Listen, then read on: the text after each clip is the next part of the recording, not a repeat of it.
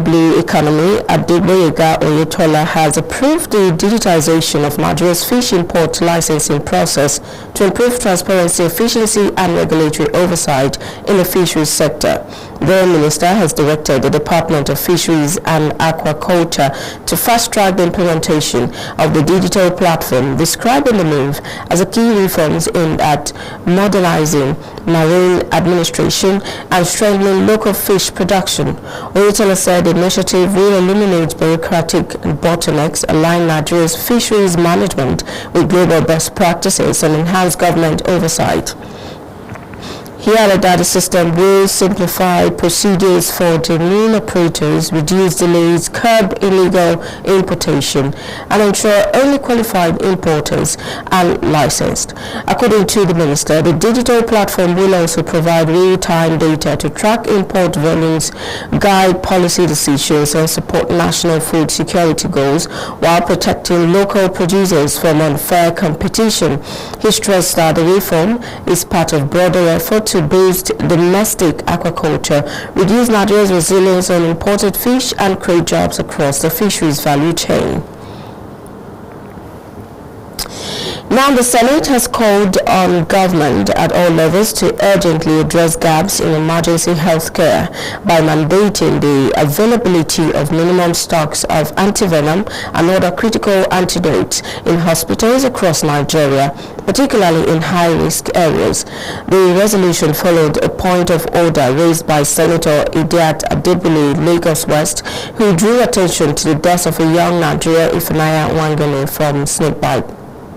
Emergency, including snakebite, scorpion, sting poison, drug overdose, and other form of envenomation, all of which require the immediate administration of specific antidotes and emergency medicines in both public and private school hospitals in order to prevent avoidable death and irreversible health complications. Further note that with grave concern, the tragic and avoidable death of Mrs. Ifunanya Nwangele, who reportedly died following a snake bite in Abuja recently, thereby revealing serious gaps in emergency preparedness and antidote availability within public and private hospitals in Nigeria. Aware that the World Health Organization classifies snake bite envenoming as a neglected tropical disease and underscore the critical importance of timely access to safe and effective antivenoms in public and private hospitals, particularly in countries such as Nigeria, where snake bite incidents remain prevalent. The resolution followed. Lawmakers also overwhelmingly backed the proposal, using that compliance with minimum antivenom and antidote stock requirement be made a condition for the licensing of new hospitals and the renewal of existing licenses. Because we are supposed to have antidotes to take care of such situation. So, while we are condoling the family of the late woman, we have to be proactive as a government. I see no reason why most of our medical centers and hospitals all over the place shouldn't have.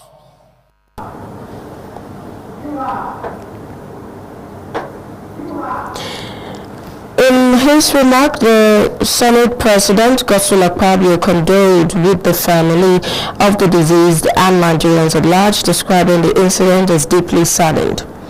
He led the chamber in a minute of silence in honor of the late Ifunanya Nwangele. We don't have to wait until there's a fatality through snake bites. This is a lesson for us to be proactive, that we must take healthcare very serious.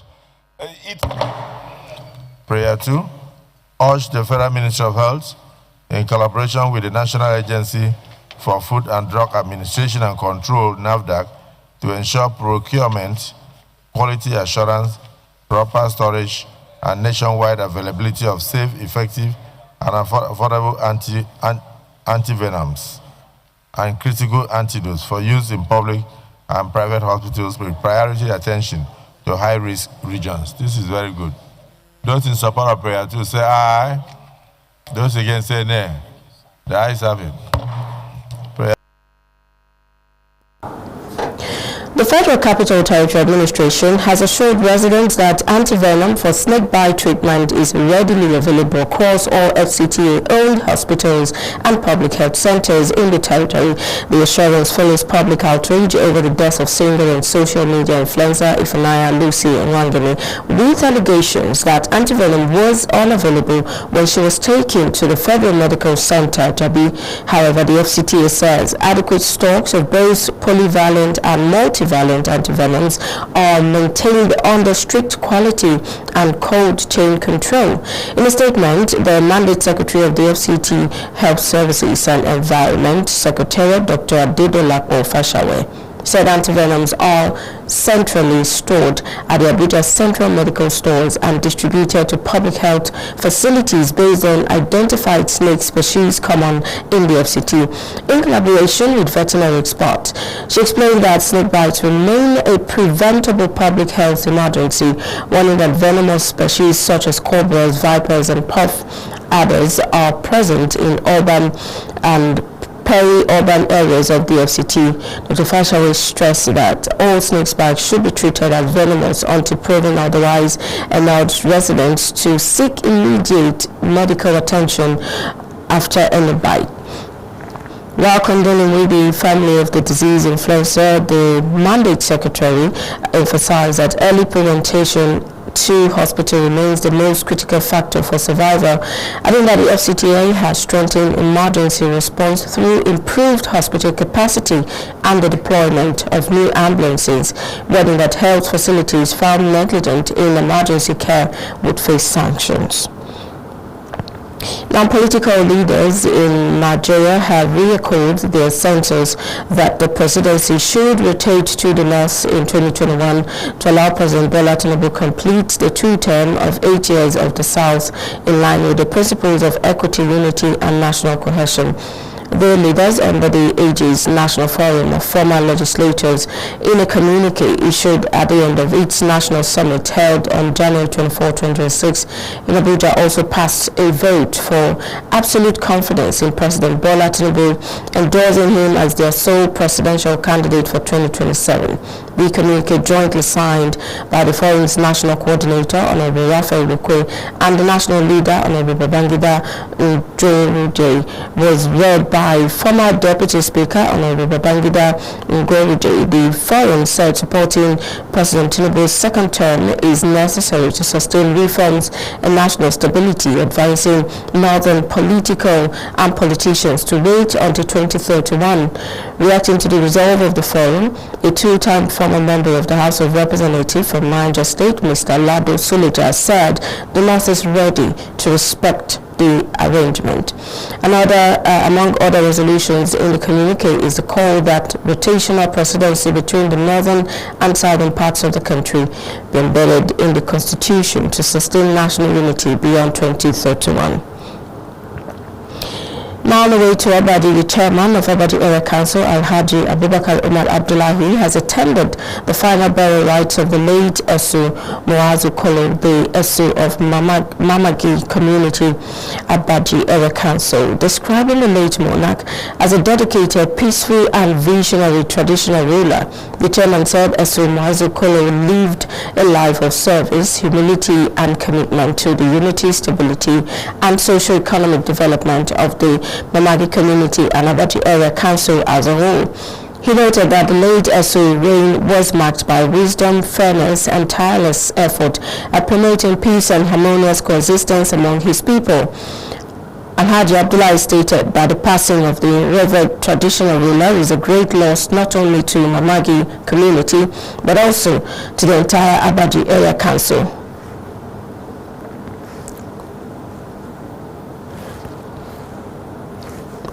Now, moving on, he specially emphasized with Comrade Umar Yusuf Akoli, Supervisory Council for Health, Honorable Abdulkadir Yahya Mamagi, and all sons and daughters of Mamagi over the irreparable loss.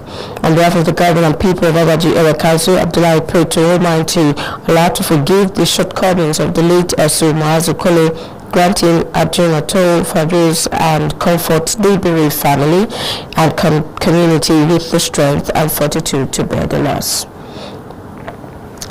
We'll go on a short pause now. When we return, more stories after the break. Do stay with us. Good evening and welcome to the greatest show on earth. This is a people's game. They will be bubbling about this one for weeks and months to come. Let's go! Lights, camera, action. Put your mind to it, live the life that you remember.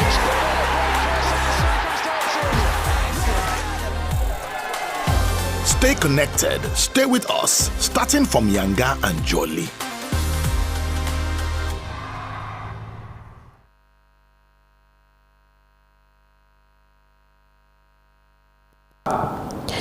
Many thanks for staying there. Now, the Independent National Electoral Commission, INEC, have been commended for its preparation for the forthcoming Area Council election, with particular regard to the ongoing distribution of PVCs of electorate within the FCT. Dr. Eze Onyebuchi-Chukwu, the chairmanship candidate for AMAC under the flagship of the All Progressives Grand Alliance, APGA, gave this commendation after he was hosted as a guest on Aso Radio Igbo-based program, Oge Ndibo. Daniel Obi reports.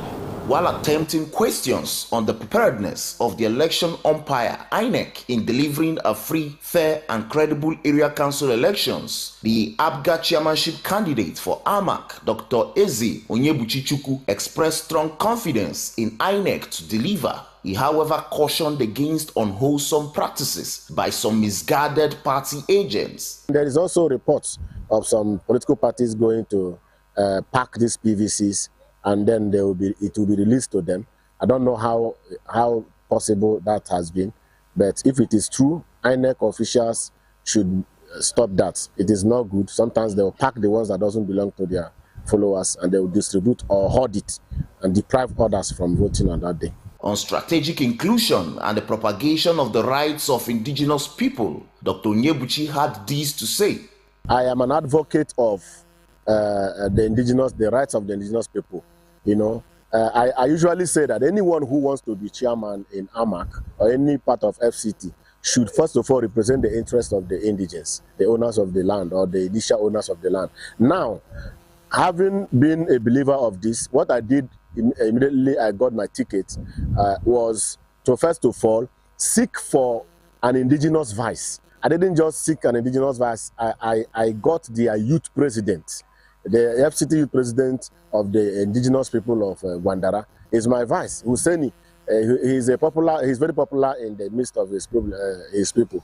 I also have councillors who are indigenous, like the Gariki councillor is a Bagi man, the Orozo councillor is a Wandara man, the Karishi councillor is a Wandara man, indigenous. Speaking on his ability to deliver good governance, Dr. Onyebuchi reiterated his love for humanity and the less privileged, necessitating his desire to serve in their interest.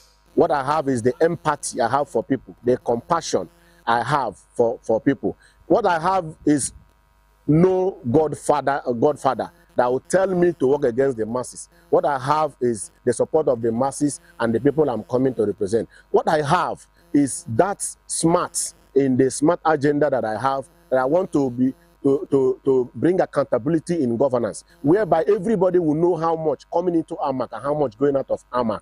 According to INEC, the FCT Area Council elections is slated for Saturday, the 21st of February, 2026. Daniel Obi, Aso Television News.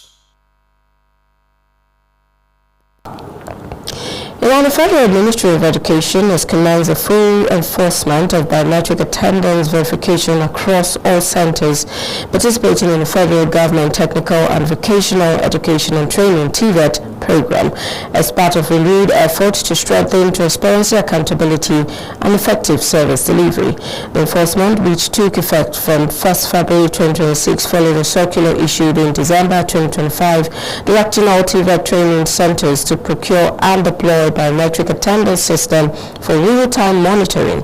The ministry states equivocally that biometric verification is now the sole approved method for validating attendance under the TVET program. Consequently, all payments to training centers and monthly stipends to trainees are now processed strictly on the basis of verified biometric attendance records. Any training center that fails to comply with this requirement, he said, will not be eligible for payment, and each trainees will likely and likewise forfeit their monthly stipend. The Federal Ministry of Education remains steadfast in its commitment to strengthening the integrity of the TVET program and ensuring that public resources are deployed transparently, responsibly, and effectively to empower Nigerian youth and drive national development.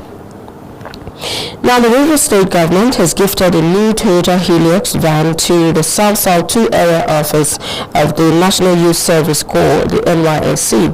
The gesture is in fulfillment of the promise made by the governor, Sir Siminalayi Fubara, when the NYSC Director General, Brigadier General Olakunle Nafiu, visited him at the Government House, Port Harcourt, in November 2025. The Secretary to the government, Dr. Benibo Anabraba, presented the vehicle to the Director of the Area Office, Mr. Philip Enabire, a permanent secretary in the office of the SSG, Dede Friday, and the NYSC State Coordinator, Mr. Moses Olagi, were also present during the presentation. Away now, Nigeria and the Kingdom of Saudi Arabia has agreed to deepen their collaboration in Hajj and Umrah operation following an official visit by Saudi Arabia's Minister of Hajj and Umrah, Dr. Tawfiq Al-Rabi'a, to Nigeria. During a courtesy visit to the Ministry of Foreign Affairs, officials from both countries addressed the media alongside senior government representatives, reaffirming their commitment to enhance bilateral and interinstitutional cooperation. Be ranked even higher but for quota limits. This is, however, an issue that would have to be revisited given the fact that we will become the third most populous nation in the world in the next 24 years, behind only India and China. It is therefore clear to see that Hajj operations in Nigeria will only increase.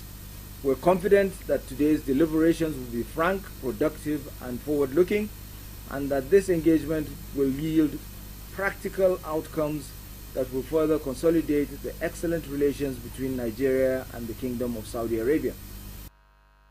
The two nations pledged to work more closely to improve Hajj planning, coordination, and service delivery for Nigerian pilgrims.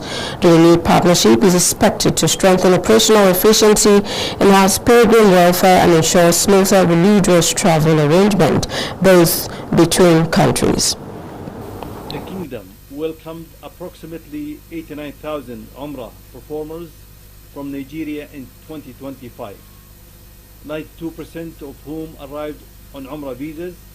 During the same year, the number of direct flights reached around 420 flights through King Abdulaziz International Airport in Jeddah. We look forward to building on this positive development in a way that serves the guest of Allah from Nigeria. So look forward to the continued joint coordination in preparation for the Hajj season of 1447 Hijri. Now, the Economic Community of West African States, ECOWAS Commission, has reaffirmed its commitment to modernizing customs operation and boosting regional trade by showcasing the Intercontinental System for Management of Goods in Transit, SIGMAT, at the 2026 World Customs Organization Technology Conference in Abu Dhabi. The conference, held from January 28 to 30, 2026, focused on the theme Customs Agility in a Complex World, securing an and facilitating trade through innovation. During the event, ECOWAS presented SIGMAT as a flagship digital platform aimed at improving and monitoring management of goods in transit across member states. The system is designed to enhance end-to-end transit facility, promote seamless cross-border data exchange, and reduce delay and trade bottleneck among major regional corridors. The Commission noted that SIGMAT aligns with international customs standards and supports the ECOWAS Vision 2050 by strengthening cooperation between both customs authorities and private sector operators. By leveraging technology-driven solutions, ECOWAS aims to improve trade efficiency, foster regional economic integration, and build greater trust within West Africa's customs ecosystem. Now, the United States government has strengthened its military partnership with Nigeria by deploying a special forces team to support counter-terrorism operations in the country. The commander of the United States Africa Command, AFRICOM, General Dagvin Anderson, disclosed this during a digital news conference on Tuesday. Anderson said the deployment followed discussions he held with President Bola Tinubu in Rome, after which the Nigerian leader approved U.S. airstrike carried out on Christmas Day against Islamic State, the ISIS, targeting Nigeria. He noted that both countries agreed to deepen coordination in confronting terrorism in Nigeria and across the ECOWAS sub-region. According to the African chief, the U.S. is providing intelligence, surveillance, and reconnaissance support, as well as intelligence fusion capabilities to enhance Nigeria's counter-terrorism effort. He described Nigeria as a capable and willing partner, adding that the presence of a small U.S. special team is meant to complement Nigeria's ongoing operation. However, he declined to disclose details about the composition of the team, which he confirmed is already in the country. Anderson warned that terrorist groups such as ISIS, Al-Qaeda, and others are expanding their influence across West Africa and the Sahel, threatening regional stability and coastal nations. He emphasized Africa's commitment to working with African partners to counter the growing security threat. Away to business now.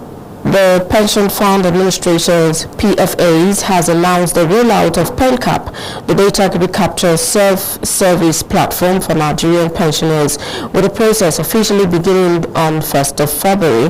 The platform enables eligible retirement saving account, that's the RSA, holders to conveniently update their personal record remotely without the need to visit PFA offices.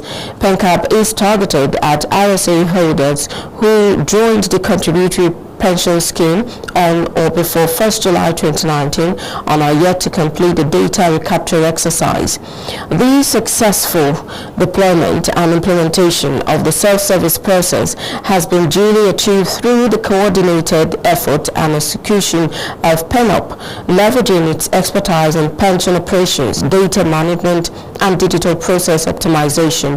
The fully online process allows RSA holders to complete data recapture using any internet-enabled device, including live biometric capture and document upload where required. Completion of the data recapture exercise is essential for accessing key pension services, including retirement benefit processing, retirement enrollment, and verification, RSA transfers, and other approved transactions.